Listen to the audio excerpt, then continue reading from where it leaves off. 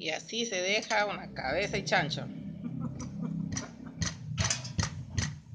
Pégalo muy bien, no tengas miedo.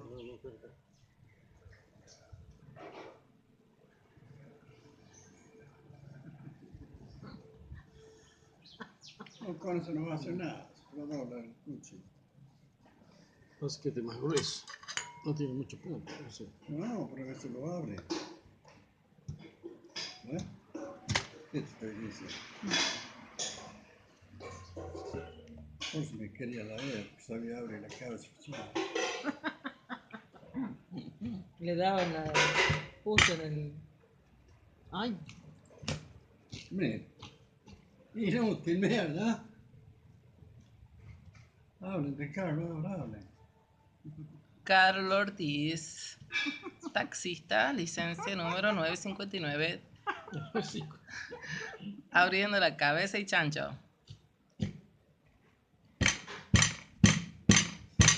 Junto a la guitarrista Mari Brito, más conocido como Mari la Quinteta. Ahí va. Mira. Muy bien, muy bien. Muy bien. Mira los Césares. Y así se abre la cabeza y chancho. Ahora sal, Toma.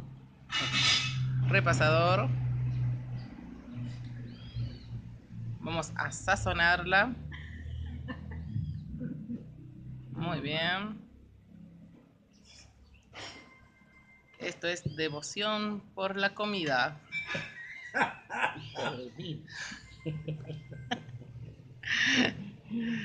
Y ahora vamos a entrar a hacer el primer bocado. Un poquito de pan.